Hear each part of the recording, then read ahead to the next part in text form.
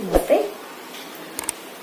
సకల గురు అంతర్యామి శ్రీమతాన్మ భీమ మధ్వాంతకథ శ్రీ లక్ష్మీ వేద వ్యాసాత్మక శ్రీ లక్ష్మీ నరసింహాయ నమః. Welcome to Hitopadesh. ఈరోజు మనం చూడబోయేది గజేంద్ర మోక్షం భాగం 3. భాగం 3కి మనం వెళ్ళడానికి ముందు భాగం 1లో ఈ గజేంద్రుడు ఇంకా ఈ మొసలి వీళ్ళ నిజ రూపం మూల రూపం వచ్చి గంధర్వుడు అన్నాను కదా. గంధర్వ లోకంలో ఉన్న 2 గంధర్వులు.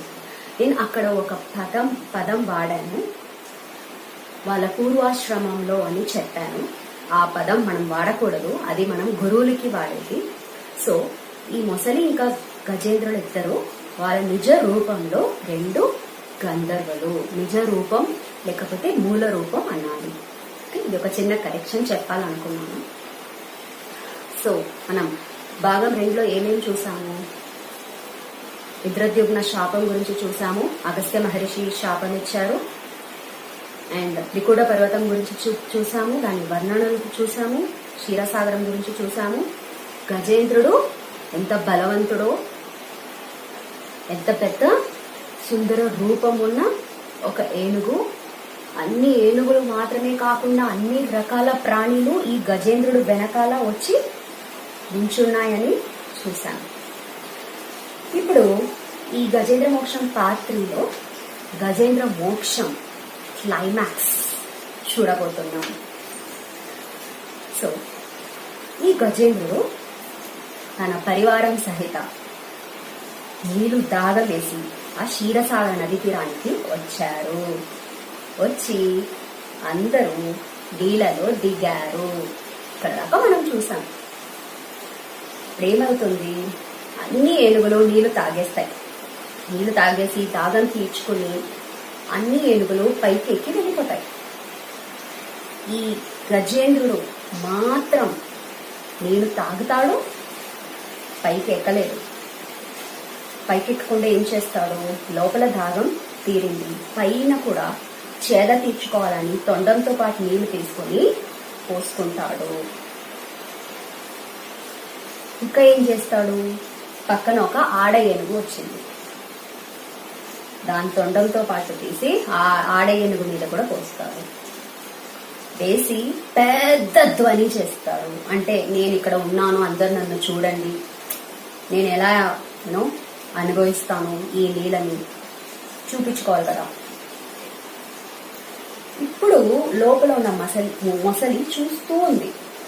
అందరూ వచ్చారు, నీళ్లు తాగారు, ఓకే వెళ్ళిపోయారు, పైకి ఎక్కేశారు. ఈ ఒక్క ఏనుగు మాత్రం పైకి ఎక్కకుండా నీళ్లు తాగింది, ఓకే, మీద వేసుకొని చేద తీర్చుకుంది, ఓకే, మళ్ళీ ఏం చేసింది, పక్కన ఉన్న ఆడ ఏనుగు మీద తీసి నీళ్లు వేసింది. ఇదే అండి మనం ఒకటిస్తే ఇంకొకటి కావాలి, ఇంకొకటి ఇస్తే ఇంకొకటి కావాలి, ఇంకొకటి ఇస్తే ఇంకొకటి కావాలి. 60 సంవత్సరం 70 సంవత్సరం 70-80 years అయినా కూడా మనకి ఆశ అనేది తీరనే తీరదు. ఎంత ఇచ్చినా తీరదు. ఎంత దేవుడు వల్ల అంటే ఆయన ట్రెషర్ మొత్తం ఇచ్చినా కూడా ఇంకా 14 లోకాలు కూడా ఇచ్చేయని అడుగుతాం. అంత ఆశ సేమ్ ఈ గజేంద్రుడికి ఉంది. నీరు తాగేసి వెళ్ళిపోయి ఉంటే, వేరే ఏనుగులాగా ఇది కూడా పైకి ఎక్కి ఉంటే మొసలి వచ్చి పట్టుకునేది కాదు కదా. అక్కడ కూర్చొని ఎక్కువ చేస్తూ ఉన్నాడు. దాన్ని చూసి మొసలికి చిన్న అనుమానం వచ్చింది. ఓకే, ఇతనే ఈ ఏనుగులందరికీ కూడా రాజులాగా ఉన్నాడు. ఇంకా అతని ధ్వని చూసి ఓ చాలా బలవంతుడుగా ఉన్నట్టు ఉన్నాడు అని అనుకుంటుంది. ఏనుగు ఏం చేస్తుంది, మళ్ళీ నీళ్ళలో కింద పడి దొల్లడం,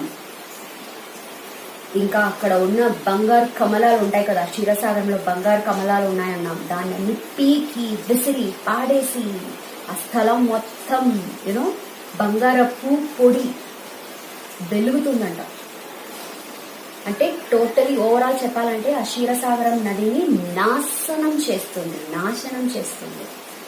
ఇది చూసి మొసలి తీర్మానిస్తుంది, డిసైడ్ చేస్తుంది. ఏమంటే పట్టుకుంటే ఇలాంటి ఒక బలవంతుడిని పట్టుకోవాలి.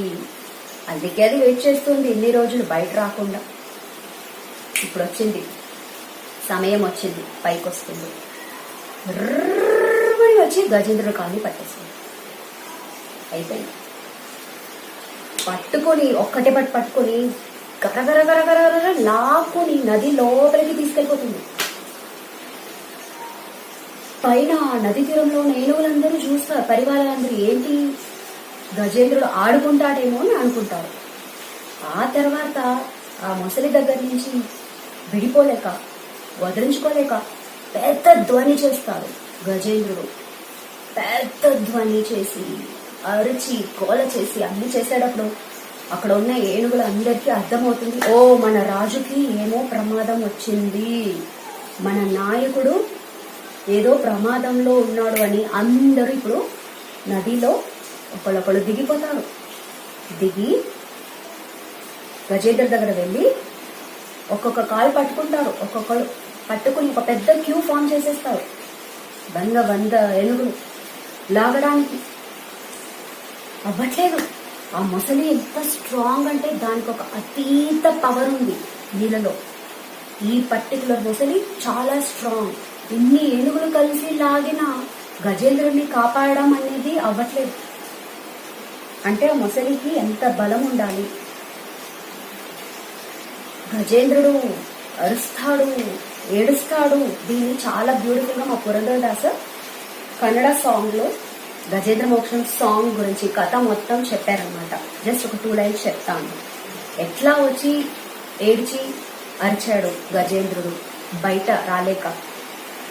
ಅತ್ತೆತ್ತ ನೋಡಿದನು ಸುತ್ತ ನೋಡಿದನು ಎತ್ತ ನೋಡಿದರು ಬಿಡದೆ ಮಗರಿ ಕಾಲು ಎಳೆದೊಮ್ಮೆ ನೋಡಿದನು ಸೆಳೆದೊಮ್ಮೆ ನೋಡಿದನು ಸೆಳೆದು ನೋಡಿದರು ಬಿಡದ ಮಗರಿ ಕಾಲು ಹಾಗೊಮ್ಮೆ ನೋಡಿದನು ಹೀಗೊಮ್ಮೆ ನೋಡಿದನು ಹೇಗ ನೋಡಿದರು ಬಿಡದೆ మగరి కాలు. అంటే ఏడ్చి చూశాడు, అది వదలలేదు. అక్కడ చూశాడు, ఇక్కడ చూశాడు, అలా చూశాడు, ఇలా చూశాడు, ఎలా చూసినా అవ్వలేదు. లాగాడు, తన్నాడు, గుద్దాడు. తొండంతో పాటు ఫైట్ చేయకుండా ఉంటాడా గజేంద్రుడు? అంత బలవంతుడు. ఏది చేసినా అవ్వలేదు. బిడదే మగరి కాలు అంటే ఆ మొసలి కాలని వదలట్లేదు. అట్లా పట్టుకుంది. ఇప్పుడు ఒక స్టేజ్ లో ఈ ఏనుగులు పరివారాలన్నీ లాగి ట్రై చేసి ప్రయత్నం చేసి అస్సలు కాపాడలేకపోయి లాస్ట్ కి వాళ్ళే ఆ నీళ్ళలో మునిగిపోయే పరిస్థితి వచ్చినప్పుడు గజేంద్రుడిని వదిలేసి ఒకడొకడు పైకి ఎక్కేస్తాడు. తిరిగి వెళ్ళిపోతారు. ఎవరు లేరు, గజేంద్రుడితో పాటు ఎవరు లేరు. మన పరిస్థితి కూడా అదే అండి. మనకి ఒక కష్టమని వస్తే ఎంత దూరం రాగలుగుతారు మన వాళ్ళు, మన బంధువులు, పరివారాలు. ఓకే, అందరూ ఉంటారు, చుట్టాలు అందరూ ఉంటారు, లేదు అనలేదు. ఎంత దూరం దాకా రాగలుగుతారు? మన కష్టంని ఎంత దూరం దాకా వాళ్ళ వల్ల షేర్ చేయగలుగుతుంది? మన కష్టం వాళ్ళని అఫెక్ట్ చెయ్యని దాకా అంతే. ఇప్పుడు మన కష్టాల్లో వాళ్ళు కూడా పడిపోతారేమో అని వాళ్ళకు ఒక ఫీలింగ్ వస్తే అక్కడ మనని వదిలేసి వెళ్ళిపోతారు. నేను తప్పు అనలేదు, వాళ్ళ జీవితం వాళ్ళు చూసుకోవాలి, ఎవరైనా అంతే. అట్లాగే గజేంద్రుడికి కూడా వాళ్ళే నీళ్ళలో మునిగిపోతారేమో అని ఒక అనుమానం వచ్చినప్పుడు అన్ని ఏనుగులు గజేంద్రుని వదిలేసి పైకి వెళ్ళిపోయాయి. ఇది మన జీవితం, గుర్తుపెట్టుకోవాలి. ఇప్పుడు ఇట్లాగే 1 రోజు కాదు, 2 రోజు కాదు, 1000 సంవత్సరం ఈ మొసలి ఇంకా ఈ ఏనుగు యుద్ధం చేస్తూ ఉన్నాయి. ఎట్లా అంటే మొసలి ఏమో ఈ ఏనుగుని కాలు పట్టుకుంటా కదా, ఆల్రెడీ అది అసలు వదలట్లేదు 1000 సంవత్సరానికి. దాన్ని లాక్కుని నది లోపలికి వెళ్ళిపోవడం, కొంచెం రోజు అక్కడ యుద్ధం చేయడం. ఆ తర్వాత ఈ ఏనుగు బాడీ శరీరం నుంచి మొత్తం బలం, మొత్తం శరీరంలో ఉన్న మొత్తం బలాన్ని దాని కాల్లో వేసి ఆ మొసలి పట్టుకుంది కదా, దాన్ని లాక్కుని నదీ తీరంకి రావడం. అక్కడ కొంచెం రోజు యుద్ధం, మళ్ళీ అది కొంచెం ఊపిరి పీల్చుకునే సమయానికి వెంటనే ఈ మొసలి మళ్ళీ దాన్ని గరగరగరగరని పట్టుకుని నీళ్ళ లోపల రావడం. ఇదే జరుగుతుంది 1000 సంవత్సరానికి. ఏనుగేమో దానికి తెలిసిన అన్ని తంత్రాలు మంత్రాలు అన్ని యూజ్ చేసి దాంతో పాటు ఫైటింగ్, దాని నుంచి వదలుకోవడానికి. మొసలి ఏమో దానికి తెలిసిన అన్ని తంత్రాలు మంత్రాలు అన్ని వేసి ఏనుగుతో పాటు ఫైటింగ్. ఇట్లాగే ఇద్దరు అన్నం లేదు, ఆగారం లేదు, నీళ్లు తాగలేదు, ఊపిరి చేసుకోవడానికి అవకాశం లేదు రెండుటికి. ఎవరో ఒకరు అవకాశం తీసుకుంటే ఇంకొకరు పట్టేసుకుంటారు. ఇది అవకాశం ఇస్తలేదు, లాక్కుని వచ్చేస్తుంది. ఇద్దరికి వాళ్ళ బలం చూపించుకోవాలని ఎంత ప్రయత్నిస్తారో, ఎంత ప్రయత్నం చేస్తారో. ఇది మన లైఫ్ లో మనం కూడా అట్లాగే కదా. నేనెంత బలం అని చూపించాలి, నా వెనకాల ఎన్ని మంది ఉన్నారని నేను అందరికి చూపించాలి, సొసైటీలో నాకు పెద్ద పేరని నేను అందరికీ చూపించాలి. దేనికోసం చూపించాలి? వాళ్ళందరూ దేనికోసం మీ వెనకాల ఉన్నారు? బాయ్, డబ్బు ఉండొచ్చు, చాలా డబ్బు ఉంది నా దగ్గర అంటే నా వెనకాల ఉంటారు చాలా మంది. బలం ఉండొచ్చు, పెద్ద బలవంతుడు నేను, నా వెనకాల ఉంటారు భయపడి. ఇంకా పవర్, పదవి ఉంటే ఓకే, వీళ్ళకి పవర్ ఉంది. ఈ మూడులో ఎక్కడైనా తప్పు జరగని మన వెనకాల ఉన్న వాళ్ళు అందరూ మీరు తిరిగి చూస్తే ఒక్కడు కూడా ఉండరు. ఇంతెందుకంటే ఒక కష్టం అంటే మనం సడన్ గా కష్టకాలానికి వచ్చి మనం ఎవరికైనా ఒక అవసరానికి ఫోన్ చేస్తే కూడా ఇంట్లో లేదు అని చెప్పి ఫోన్ పెట్టే వాళ్ళు కూడా ఉన్నారు. మీరే చూసి ఉంటారు, అవును కదా. దెన్ ఎవరి కోసం ఈ ఆడంబరాలు? గజేంద్రుడు ఏమయ్యాడు? ఎంత బలం చూపించాడు, ఎంత గర్వంగా తిరిగాడు. ఇప్పుడు ఏమయ్యాడు? అంత గర్వం చూపిస్తే ఇదే అవ్వాలి అని గజేంద్రుడి కథ ఒక లెసన్ మనకి. మనం అట్లా ఉండకూడదు, ఆ బలం చూపించాలని మనం ఉండకూడదు. ఇప్పుడు ఈ మొసలి గజేంద్రుడిని అసలు వదలట్లేదు. క్షీరసాగరం మొత్తం రక్త వర్ణం అయ్యింది, రక్తం. అసలు ఏనుగు లోపల రక్తం లేదు, ఫ్లెష్ లేదు, శరీరంలో ఉన్న మొత్తం బలం పోయింది, మనోబలం పోయింది, ఒక జీవం తప్ప అసలు ఏమీ లేదు. ఇద్దరికి చెప్పచ్చు, ఇద్దరికి మొత్తం పోయింది, శరీరంలో నుంచి మొత్తం పోయింది. ఒక జీవంతో పాటు ఇద్దరు ఫైటింగ్ చేసుకుంటారు. బట్ గజేంద్రుడితో పాటు మనల్ని కంపేర్ చేసుకోవాలని చెప్పాను. బట్ గజేంద్రుడికి ఆఖరికి దేవుడి జ్ఞానం వచ్చింది. అది రావడానికి 1000 సంవత్సరం అయింది. మనకి ఈ సంసారం నుంచి బయటపడడానికి, దేవుడి జ్ఞానం రావడానికి 1000 జన్మం అవ్వచ్చు, 1,00,000 జన్మం కూడా అవ్వచ్చు. ఎప్పుడు దేవుడి జ్ఞానం వస్తుందో మనకి తెలీదు. అప్పుడు కూడా మనం గజేంద్రుడి దగ్గర మనని కంపేర్ చేసుకోలేం. గజేంద్రుడికి జ్ఞానం వచ్చేసింది, మనకి రాదు, ఎప్పటికీ రాదు. ఆ గజేంద్రుడు ఒక్కసారి 1000 సంవత్సరం అయిన తర్వాత ఎట్లా వచ్చి రియలైజ్ అయ్యాడు అంటే, ఎందుకు దేవుడు రియలైజేషన్ ఇచ్చాడు ఆ ఏనుగుకి అంటే, దానికి ముందు ప్రీవియస్ జన్మంలో ఇంద్రద్యుమ్నుగా ఉన్నప్పుడు ఆయన చేసిన ప్రతి నిత్య దేవుడు పూజ, దాని వల్ల ఇప్పుడు జ్ఞానం ఇస్తున్నాడు దేవుడు. మనం కూడా ప్రతిరోజు నిత్య దేవుడు పూజ చేస్తూ ఉంటే మనకి కూడా ఏదో ఒక జన్మంలో దేవుడు జ్ఞానం ఇస్తాడు, మోక్షం కలిగిస్తాడు. మళ్ళీ పుట్టడం చావడం అనే ఈ సంసారానికి మనం రావాలని లేదు. ఓకే, సింపుల్ కాన్సెప్ట్ ఇది, మనం అర్థం చేసుకోవాల్సింది. ఓకే, ఇప్పుడు ఈ 1000 సంవత్సరం తర్వాత ఈ గజేంద్రుడికి ఒక రియలైజేషన్ వస్తుంది. నేను ఎందుకు ఇట్లా యుద్ధం చేస్తూ ఉన్నాను, ఎందుకు ఇట్లా పోరాడుతూ ఉన్నాను? నేను గెలవాలంటే ఎప్పుడు గెలిచి ఉండాలి? మొదటో రోజు ఆ మొసలి నన్ను కాలు పట్టుకున్న రోజు నేను ఎంత బలవంతుడుగా ఉన్నాను, ఎంతో మనోబలం, దేహబలం, నా వెనకాల 1000 మంది ఉన్నారు. ఈ సపోర్ట్ తో పాటు నేను ఆ ముసలిని తొక్కి చంపేసి పాడేయాల్సింది కదా. బట్ నా వల్ల అవ్వలేదు. ఇప్పుడు 1000 సంవత్సరం తర్వాత నా మనోబలం పోయింది, నా యవ్వనం పోయింది, నా దేహ బలం పోయింది, ఇప్పుడు నా వెనకాల ఎవరూ లేరు. ఇప్పుడు ఎలా ఈ మొసలిని నేను గెలుస్తా, నా వల్ల అవ్వదు అని ఇప్పుడు తన బలం మీద ఉన్న నమ్మకంని చెరిపేసి దేవుడి మీద నమ్మకం పెట్టడం స్టార్ట్ చేసింది. అది దేవుడు ఆ జ్ఞానం ఇచ్చాడు కాబట్టి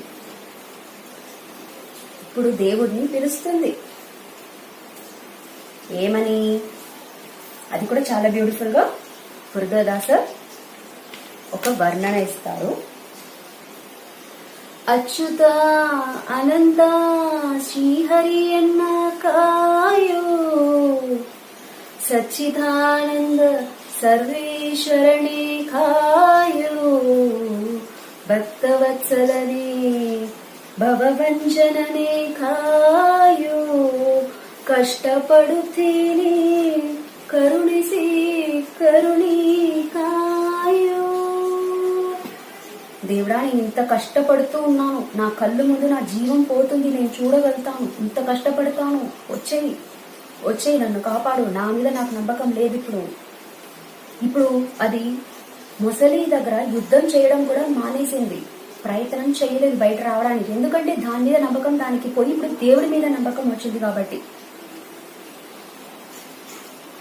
స్తుతి చేస్తుంది దేవుడిని. నారాయణ, ఆది బీజ, నన్ను కాపాడు అని పిలుస్తుంది.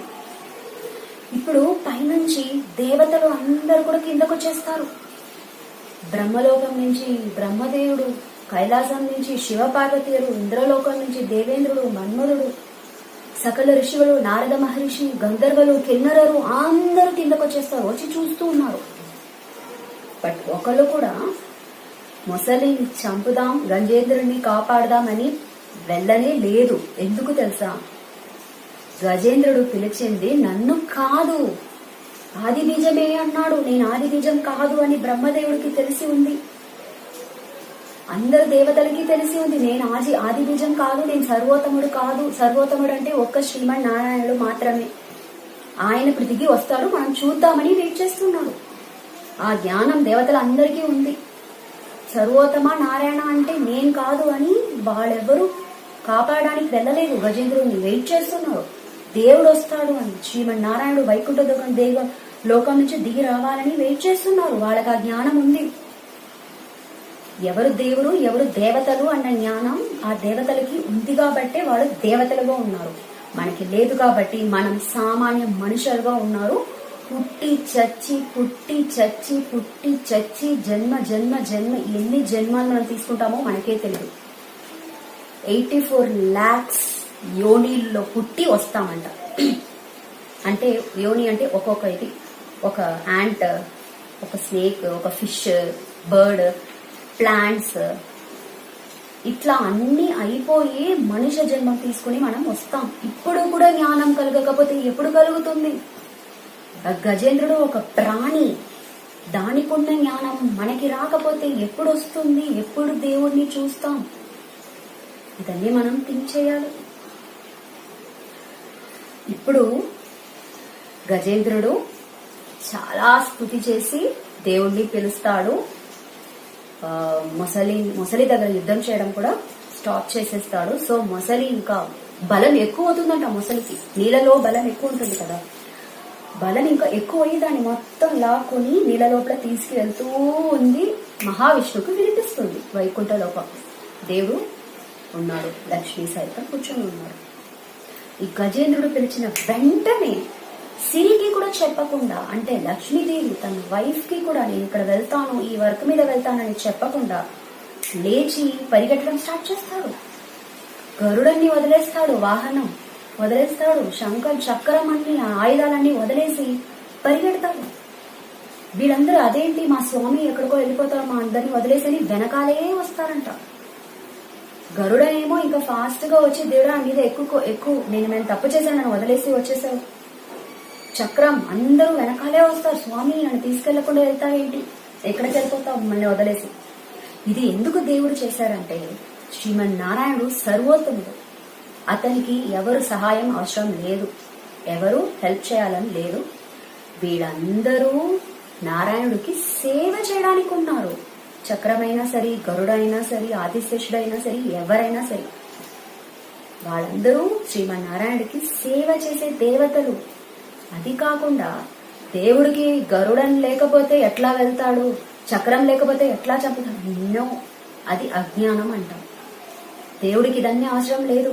చూస్తే చాలు, అతను మైండ్ లో అనుకుంటే అది అక్కడ జరుగుతుంది. ఇంత వీళ్ళన్నీ అవసరం లేదు. అది చూపించడానికి, అది ప్రూవ్ చేయడానికి అట్లా వెళ్ళాడు. సో ఇప్పుడు గరుడన్ వెళ్ళి రెడీగా పొజిషన్ ఇస్తాడు. నారాయణ వెళ్ళి ఎక్కి కూర్చుంటాడు. శంఖ చక్రం గదా పద్మం అన్ని తీసుకొని ఫాస్ట్ గా వెళ్తాడు. పరిగెడుతూ వెళ్తాడు. ఇంత ఫాస్ట్ గా వెళ్తాడు. ఇప్పుడు గజేంద్రుడు ఆల్మోస్ట్ మునిగిపోయే స్టేజ్. ఇంకా ప్రయత్నం వదిలేశాడు. దేవుడిని స్తుతి మాత్రం చేస్తూ ఉన్నాడు. అది ఏం చేయలేదు. నారాయణ నన్ను కాపాడు, కాపాడు, ఆది బీజమైన నారాయణ నన్ను కాపాడు, సర్వోత్తమ నన్ను వచ్చి కాపాడు. సో సర్వోత్తముని పిలుస్తున్నాడు కాబట్టి దేవతలు కూడా ఎవరు హెల్ప్ కి వెళ్ళలేదు. ఎందుకంటే నేను సర్వోత్తమ కాదు కదా, నన్ను పిలవలేదు గజేంద్రుడు. అంతర్యామి భగవంతుడిని వాడు పిలుచుకుంటాడు. నేనెట్లా వెళ్ళగలుగుతాను? సర్వోత్తముడు చేసే పనిని నేను చెయ్యలేం కదా అని దేవతలు ఏం చేయకుండా వెయిట్ చేస్తున్నారు. దేవుడు దిగి వస్తాడు తప్పకుండా. వాళ్ళకి ఆ నమ్మకం ఉన్నది. గజేంద్రుడు కూడా నమ్మకం ఉన్నది కాబట్టి దేవుడు కూడా వచ్చాడు, రక్షణ చేశాడు. గజేంద్రుడు లోపలికి వెళ్తూ ఉన్నాడు. తలకి పైన ఒక పెద్ద ప్రకాశం, తేజోమయం కనిపిస్తుంది. మెల్లిగా తల ఎత్తి పైకి చూస్తే శ్రీమన్నారాయణుడు శంఖం, చక్రం, గద, పద్మంతో పాటు గరుడారూఢనాన్ని కూర్చొని ఉన్నాడు. గజేంద్రుడికి ఆనందం అసలు చెప్పలేకపోయాడు. బలం పోయింది కదా. మళ్ళీ స్తోత్రం చేయడం కూడా చాలా కష్టపడి క్షీరసాగరంలోనూ ఒక్క కమలాన్ని చాలా ప్రయత్నించి పీకుతాడు. ఆ ఫ్లవర్ ని పీకడానికి కూడా బలం లేదంట. అంత బలాన్ని ఆ మొసలి లాగేసింది. బలాన్ని పైకి మెల్లిగా ఒక్క కమలాన్ని తీసి దేవుడికి ఇస్తాడు. దేవుడు హ్యాపీగా సంతోషంగా తీసుకుంటాడు. చాలా ప్రయత్న పడి ఒక్క వర్డ్, ఒక్క స్థుతి చేస్తాడు. నారాయణో అఖిల గురు భగవన్ నమస్తే అని ఎంత కష్టపడి చెప్తారంటే చాలా కష్టపడి చెప్తారు. దేవుడికి చాలా హ్యాపీ అయింది. వెంటనే ఏం చేస్తారు, ఈ మొసలి ఇంకా ఏనుగు ఇద్దరిని ఒకే టైం పైకి తీసుకొచ్చి నది తీరంలో వేస్తాడు. అందరూ చెప్తారు వచ్చిన వెంటనే చక్రం వదిలేశాడు, మొసలి చచ్చిపోయిందో అది వచ్చి లేదు. భాగవతంలో క్లియర్ గా శుకాచార్య చెప్తున్నారు. దేవుడు ఫస్ట్ ఇద్దరిని పైకి తీసుకొచ్చి పెడతాడు. అక్కడ ఒక బ్యూటీ చూడాలి. ఆ మొసలి అప్పుడు కూడా ఏనుగుని పట్టుకునే ఉందంట. దేవుడు వచ్చి తీసి పైకి పెట్టినాక కూడా పట్టుకుని ఉన్నది వదలట్లేదు. మనకి కూడా అంతే. మన శత్రులు మనని వదలరు. వాళ్ళ దగ్గర నుంచి మనని వదులుకోవాలంటే ఒక్కటే మార్గం, దేవుడు మాత్రమే. దేవుడు వల్ల మాత్రమే మన కష్టాలు, దుఃఖాలు, ఇంకా మన నొప్పిలు, ఇంకా మన శత్రువులు, ఇన్ని థింగ్స్ నుంచి మనని సెపరేట్ చేయడానికి ఒక్క పర్సన్ వల్ల అవుతుంది. అది ఎవరు అంటే శ్రీమన్ నారాయణుడు, దేవుడు, మోక్షం కలిగించేవాడు. ఇప్పుడు పైకొచ్చిన తర్వాత చక్రం వదులుతాడు, మొసలిని చంపుతాడు. ఆ మొసలి రూపంలో ఉన్న హూహు గంధర్వుడు వాడి నిజ రూపం తీసుకొని బయటొచ్చి మహావిష్ణుని ప్రదక్షిణం చేసుకుని దండం పెట్టుకొని గంధర్వలోకంకి వెళ్ళిపోతాడు. గజేంద్రుడిని చూస్తాడు దేవుడు. అట్లా పడుకుని ఉన్నాడు, లేవలేకపోతాడు, కళ్ళు తెరవలేకపోతున్నాడు. మొత్తం బలం పోయింది, అసలు ఏమీ లేదు శరీరంలో, మొత్తం పోయింది. దేవుడే వెళ్తాడు నడుచుకుని. గజేంద్ర దగ్గర వెళ్ళి ఇట్లా స్పర్శం చేస్తాడు. చేస్తే వెంటనే ఏనుగు చచ్చిపోతుంది. హాహా గంధర్వుడు సుందర రూపం ధరించి పైకి లేస్తాడు. లేచి విష్ణుని స్తుతి చేస్తాడు. అతను మాత్రం స్తుతి చేయడం కాదు, అక్కడ ఉన్న దేవతలు అందరూ స్తుతి చేస్తారు. ఇంత గొప్ప అవతారం చేశావు మహావిష్ణు. ఆ ఏనుగు పడుకుని ఉన్నప్పుడు మహావిష్ణు దగ్గరికి నడుచుకుని వెళ్తాడు కదా, అప్పుడు అనుకుంటుంది, నేను అసలు ఏం చేశాను, నీకు ఏం చేశాను, ఒక పూజ చేశానా, ఒక ఆరాధన చేశానా, నీకేమైనా నైవేద్యం పెట్టి పంచలోక పరిమాణం ఏమీ చేయలేదు, జస్ట్ స్తుతి చేశాను ఒక్కసారి, ఒక్క రోజు, దానికి నువ్వు దిగి వచ్చేసావా? నువ్వంత ఈజీనా? మనం చెప్పే అల్పస్థుతికి దేవుడు మన దగ్గర వచ్చేస్తాడు. ఇప్పుడు చిన్నపిల్లల్ని ఎట్లా మనం చాక్లెట్ ఇచ్చి రమ్మంటే వచ్చేస్తారు. సో దేవుడిని ఎంత ఈజీగా మనం మన దగ్గర లాక్కోవచ్చు అంటే, సింపుల్ నిష్కామ భక్తితో పాటు స్తుతి చేయాలి, మన నిత్య కర్మాల్ని కరెక్ట్ గా చేయాలి. దేవుడు గారు ఏం అడగలేదు, ఇది ఒక్కటే అడుగుతాడు, వచ్చేస్తాడు మన దగ్గరికి. అందరూ స్తుతి చేస్తారు, దేవతలందరూ పుష్ప వృక్షం చేసి, జయ జయ జగన్నాథ జయ విశ్వమూర్తి, జయ జయ జనార్దన జయ విశ్వరూప, జయ జయ సర్వోత్తమనే శ్రీరాతి సాయి, జయವೆಂದು ಪದಗಳಿಗೆ ಬಂದು ಎರಗಿದರು. అందరూ కింద పడి నమస్కారం దండం పెట్టుకుంటారు. ఇప్పుడు వైకుంఠ లోకానికి పరమాత్ముడు లక్ష్మి గరుడ సహిత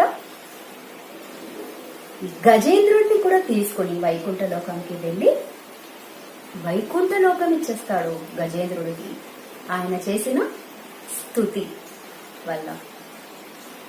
సో ఇట్లా గజేంద్ర మోక్షం కథ సమాప్తం అవుతుంది. ఈ కథని రోజు మనం వింటే, చదివితే, పాట రూపంలో పాడితే, ఏది చేసినా సరే దేవుడు ఏదో ఒక జన్మంలో గాని మనకి జ్ఞానం ఇచ్చి దేవుడిని చూపిస్తాడు, ఆయనే వచ్చి మనల్ని తీసుకెళ్తాడు. దీంట్లో డౌటే లేదు. గజేంద్ర మోక్షం చాలా చాలా పవర్ఫుల్, మనం అందరూ చదవాల్సింది ఒకటి. ఎందుకంటే ఇది మెయిన్ గా చెప్పే ఒక మెసేజ్ ఏమంటే, మన కష్టకాలంలో ఉన్నప్పుడు దేవుణ్ణి మనం చింతన చెయ్యాలి, మర్చిపోకూడదు. ఇదే దీన్ని తాత్పర్యం. ఒక్కొక్కరికి ఒక్కొక్క కష్టాలు ఉంటాయి. ఒకళ్ళకి వచ్చి పావర్టీ ఉంటుంది, ఒకళ్ళకి అన్నం లేదు తినడానికి, ఒకళ్ళకి చదువు రాదు, ఒకళ్ళకి డబ్బు లేదు, ఒకరికి డబ్బు ఎక్కువ ఉన్నా కష్టమే, డబ్బు లేకపోయినా కష్టమే. డబ్బు ఎక్కువ ఉన్నా దాన్ని ఎట్లా చూసుకోవాలని ఒక కష్టం. ఇంతెందుకండి, ఇంత డబ్బు ఉంది, నేను చాలా ఒక పెద్ద రిచ్ పర్సన్, నా ఇంట్లో ఉన్న నా ఓన్ చెల్లిని, నా ఓన్ ఒక పిల్లని, నా వైఫ్ ని అది ఒక పెద్ద డిసీజ్ లో పడి కాపాడుకోలేకపోయే పరిస్థితి చాలా మందికి మనకి ఉంటుందండి. ఒక డబ్బు వల్ల మన పిల్లలు ప్రాణాన్ని మనం సేవ్ చేయలేకపోయే పరిస్థితి చాలా మందికి ఉంటాయి. సో ఇట్లా ఒక్కొక్కరికి ఒక కష్టం ఉంటుంది.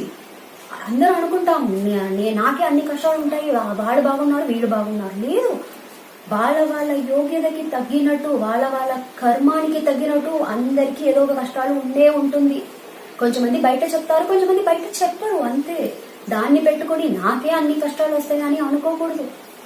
నువ్వు చేసిన కర్మ దాంట్లో నుంచే నీ కష్టాలు మంచిది ఏదైనా జరుగుతుంది. అది దేవుడి వల్ల కాదు. దేవుడేం కష్టం ఇవ్వలేదు, అతని పేరు పని పట్టలేదా, నీ కష్టం ఇవ్వడమే పనినా? కాదు. మనం చేసే మంచి చెడులో నుంచే మన కష్టాలైనా మనకి మంచి జరగడమైనా ఏదైనా జరుగుతుంది.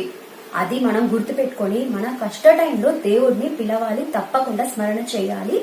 ఈ గజేంద్ర మోక్షంని ప్రతిరోజు మనం ఆల్రెడీ చెప్పాం కదా, వింటే గనక, స్తోత్రం చేస్తే గనక, చెప్తే కనుక, మన పిల్లలకి ఎక్స్ప్లెయిన్ చేశాం కనుక మన లైఫ్ లో ఉన్న కష్టాలు అన్నీ తీరుతాయి. దేవుడు గజేంద్రుడికి వచ్చి ఎట్లా రక్షణ చేశాడో ఒక్క స్తుతికి మనకి కూడా వస్తాడు, మనకి సహాయం చేస్తాడు. ఆ నమ్మకంతో పాటు మనం దేవుడిని ప్రార్థన చేయాలి. ఓకే, మీకు నా గజేంద్ర మోక్షం స్టోరీ ఇన్ డెప్త్ డీటెయిల్స్ తో పాటు చెప్పాను. చాలా పేషెన్స్ గా విన్నారు ఆల్ 3 ఎపిసోడ్స్. చాలా చాలా థ్యాంక్స్. అది కూడా నా లోపల నుంచి నా అంతర్యామి హరి ఇదన్నీ చెప్పించాడు. అండ్ నేను ఈ డిస్క్రిప్షన్ బాక్స్ లో పురంధరదాసర్ రాసిన ఈ గజేంద్ర మోక్షం పాటని లింక్ పెట్టాను. మీరు ఇది ఆ లింక్ ఓపెన్ చేసుకుని రోజు ఒకసారైనా పూజ చేసే టైంకి పొద్దున లేవగానే పెట్టి వింటే, ఇంట్లో పిల్లల్ని కానీ పెద్దవాళ్ళని వినిపిస్తే ఇంట్లో చాలా మంచిది జరుగుతాయి. దేవుడు తప్పకుండా వచ్చి రక్షణ చేస్తాడు. ఓకే, ఇంకొక మంచి స్టోరీతో పాటు ఇమ్మీడియట్ గా మనం కలుద్దాం. ఎల్లుండి కృష్ణాష్టమి వస్తుంది. సో నేను ఒక మంచి కృష్ణుడు జననం గురించి ఎపిసోడ్ స్టార్ట్ చేద్దామని అనుకున్నాను.